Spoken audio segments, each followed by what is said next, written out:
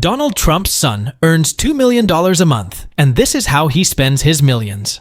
As you can imagine, Trump's son leads the life of a dream. Between studies at $100,000, travels around the world, stays in prestigious hotels, sports and obligations, family activities, the young baron lives his life to the fullest. On his social networks, Donald Trump's son never hesitates to share his daily life.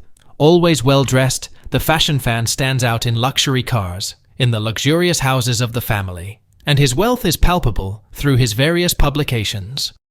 Baron William Trump, born on March 20, 2010 in New York, is the fifth child and third son of Donald Trump, the 45th President of the United States, and the only son of Melania Trump, his third wife. He also owns a special private jet for his $30 million trips. And you? What would you do if you were in his place?